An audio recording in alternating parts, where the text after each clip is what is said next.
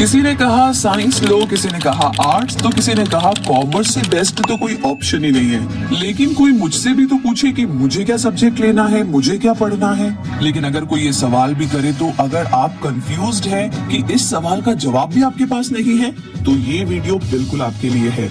नमस्कार दोस्तों, आप सभी का स्वागत है। और बात ऐसी है कि पढ़ाई तो हम सभी के लिए बहुत जरूरी है, ये तो आप जानते ही हैं। क्योंकि बेहतर जीवन जीने की बात हो या अच्छी नौकरी पाने की बात हो, तो दोनों ही केस में पढ़ाई बहुत इंपॉर्टेंट है। और वैसे भी हर माँ बाप अपने बच्चों को अच्छी से अच्छी एजुकेशन देना चाहते हैं, इसीलिए तो बच्चों को स्कूल भेजते हैं ताकि आगे जाकर के वो अपनी लाइफ में सक्सेसफुल बन सके। लेकिन बहुत से स्टूडेंट 10th के बाद कंफ्यूज हो जाते हैं कि क्या करें और क्या ना करें। क्योंकि 10th के बाद अगर आप एक सही सब्जेक्ट नहीं चुनते हैं तो आगे जाकर के आपको काफी मुश्किलों का सामना करना पड़ सकता है। तो आज के इस वीडियो में हम आपको बताएंगे कि 10वीं के बाद क्या करें, what to do after 10th, और क्या ना करें, और कौन सा सब्जेक्ट आपको चुनना चाहिए 10वीं कक्षा पास करने के बाद। क्योंकि 10th के बाद एक सही सब्जेक्ट को चुनना बहुत इंपॉर्टेंट है। और ये जानना भी जरूरी है कि 10वीं और 12वीं में हमें क्या क्या पढ़ाया जाएगा, जिससे कि आपको आगे जाकर के काफी हेल्प मिले। ज्यादा लोग बिना सोचे ही 10th के बाद कोई भी सब्जेक्ट ले लेते हैं जिनमें उनका इंटरेस्ट नहीं होता, फिर उसकी वजह से उनका आगे जाकर के पढ़ाई में मन नहीं लगता है, और मन नहीं लगता है तो वो फेल हो जाते हैं तो स्कूल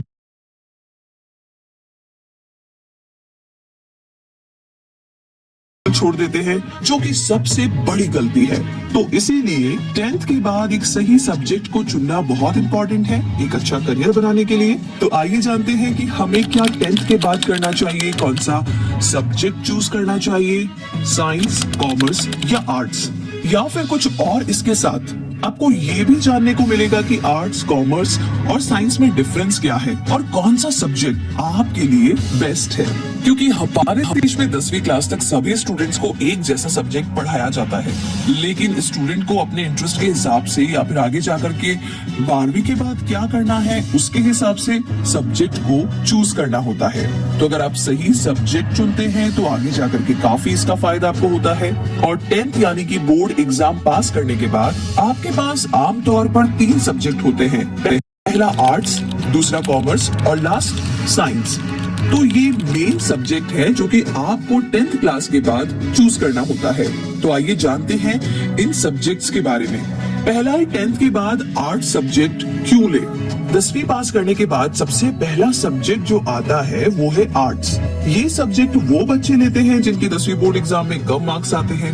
50% लोगों के मन में ये वहम है कि आर्ट्स लेने से आगे जिंदगी में कुछ भी स्कोप नहीं है, इस सब्जेक्ट को लेने से कोई फायदा नहीं है। लेकिन ऐसा बिल्कुल नहीं है। इस सब्जेक्ट को अगर आप अच्छे से पढ़ते हैं तो आगे जाकर के आप एक अच्छे पॉलिटिशियन,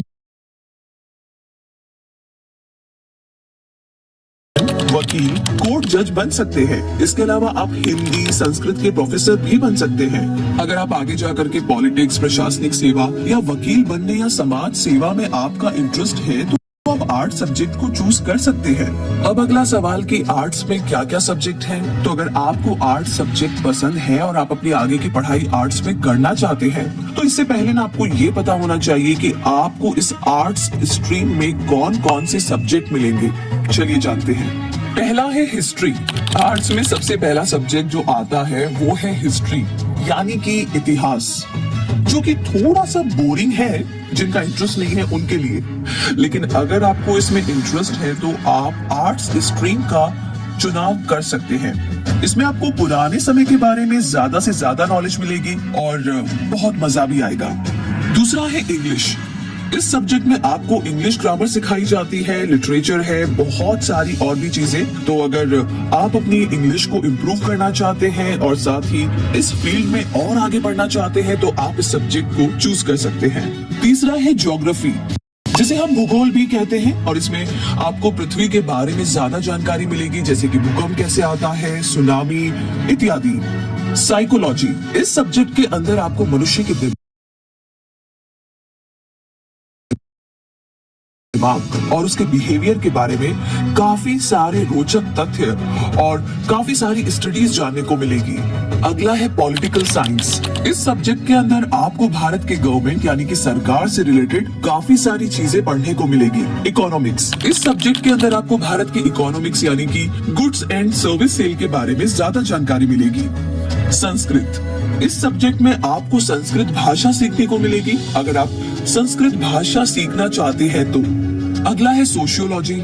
इस सब्जेक्ट के अंदर आपको सोसाइटी से रिलेटेड यानी कि समाज सेवा के बारे में काफी कुछ पढ़ाया जाएगा। अगला है फिलोसफी। इस सब्जेक्ट के अंदर आपको इंसान के बारे में बताया जाएगा कि लोग क्या सोचते हैं, कैसे स्ट्रेस फ्री रहे, कैसे खुश रहे, बहुत सारी और भी चीजें। तो ये सब आप समझ सकते हैं अगर आपने फिलोसफी की पढ़ाई की है तो ये तो थी आर्ट सब्जेक्ट की बात। और आगे 10th के बाद कॉमर्स सब्जेक्ट क्यों ले और क्या क्या करना चाहिए, तो आइए इस बारे में जानते हैं। आर्ट्स के बाद में जो दूसरा सब्जेक्ट आता है 10th पास करने के बाद, वो है कॉमर्स। इस सब्जेक्ट को आर्ट्स के मुकाबले में थोड़ी सी ज्यादा इंपॉर्टेंस दी जाती है। ऐसा इसलिए क्योंकि इस सब्जेक्ट को लेने के लिए आपको 10th क्लास में 60% के करीब होने चाहिए, तभी कुछ स्कूल आपको ये सब्जेक्ट देते हैं। और अगर आपको बैंकिंग में इंटरेस्ट है या फिर आप सीए बनना चाहते हैं या फिर आगे जाकर के कंप्यूटर की पढ़ाई करनी है, तो ये सब्जेक्ट आपके लिए बेस्ट है। इस सब्जेक्ट से आप बैंक में मैनेजर, अकाउंटेंट इत्यादि बन सकते हैं। तो अगर आप इन सब में रुचि रखते हैं, इंटरेस्ट रखते हैं, तो आप इस सब्जेक्ट का चुनाव कर सकते हैं। कॉमर्स में कौन कौन से सब्जेक्ट होते हैं, आइए जानते हैं। अगर आपको कॉमर्स स्ट्रीम को चुनना है तो इससे पहले आपको कुछ बातें पता होनी चाहिए कि आपको इसमें कौन कौन से सब्जेक्ट पढ़ाए जाएंगे। ये जानना बहुत जरूरी है आपके लिए। आइए जानते हैं। पहला है अकाउंटेंसी। इस सब्जेक्ट के अंदर आपको हिसाब किताब सिखाया जाता है, जैसे कि बिजनेस, बैंक में पैसा जमा करना और निकालना आदि। इकोनॉमिक्स, इस सब्जेक्ट के अंदर आपको भारत की इकोनॉमिक्स यानी कि गुड्स एंड सर्विसेज और सेल के बारे में ज्यादा जानने को मिलेगा। तीसरा है बिजनेस स्टडीज। इस सब्जेक्ट के अंदर आपको बिजनेस के बारे में पढ़ाया जाता है कि कैसे बिजनेस करें और इसमें क्या क्या जरूरत है इत्यादि जैसी चीजों के बारे में बताया जाता है।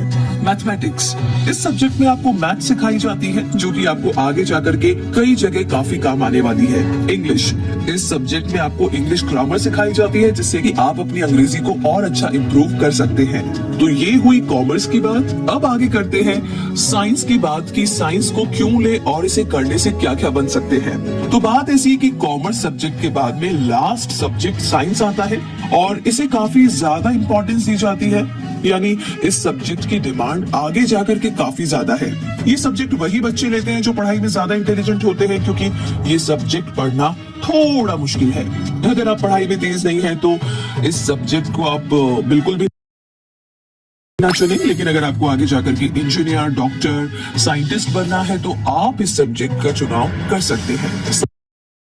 साइंस को दो सब्जेक्ट में बांटा जाता है। पहला है मेडिकल और दूसरा है नॉन मेडिकल। यानी अगर आपको डॉक्टर बनना है तो आपको मेडिकल साइंस चुनना होगा और अगर आपको इंजीनियर बनना है तो आपको नॉन मेडिकल सब्जेक्ट चुनना होगा, जिसमें आपको बायोलॉजी सब्जेक्ट की जगह पर मैथ्स पढ़ाया जाएगा। तो साइंस में भी बहुत सारे सब्जेक्ट्स हैं, क्योंकि ये सब्जेक्ट एक मुश्किल और बेहतर सब्जेक्ट है। इसलिए अगर आपको ये सब्जेक्ट चूज करना है तो आपको इसके बारे में जरूर पता होना चाहिए कि आपको इसमें कौन कौन से सब्जेक्ट पढ़ने होंगे। आइए जानते हैं।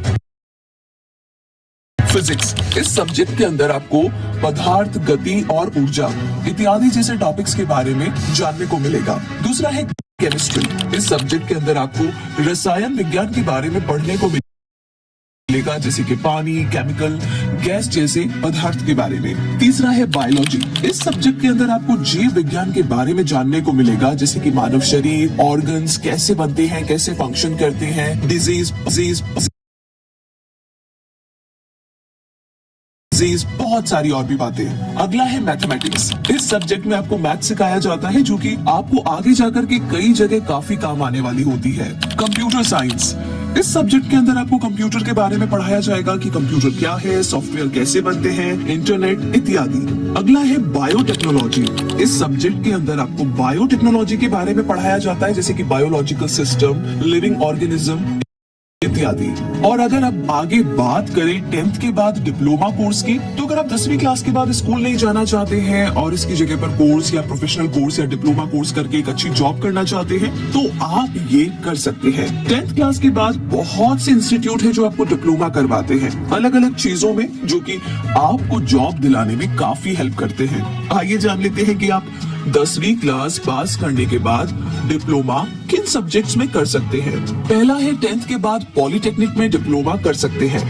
जी हाँ, 10वीं क्लास पास करने के बाद अगर आप स्कूल नहीं जाना चाहते, डायरेक्ट कॉलेज करना चाहते हैं, तो पॉलिटेक्निक आपके लिए काफी अच्छा ऑप्शन है। ये एक इंस्टीट्यूट है जो कि आपको डिप्लोमा करवाते हैं, जैसे कि fashion designing, computer hardware, automobile, electronic engineering, mechanical engineering इत्यादि जैसे कई सब्जेक्ट में आपको डिप्लोमा करवाते हैं और इसके बाद डायरेक्ट जॉब भी कर सकते हैं या फिर आप बैचलर डिग्री की पढ़ाई भी कर सकते हैं इसके बाद। दूसरा है 10th के बाद ITI में डिप्लोमा कर सकते हैं। जी हाँ, अगर आप पॉलिटेक्निक नहीं करना चाहते हैं तो एक और ऑप्शन है, 10th के बाद में आप ITI कर सकते हैं।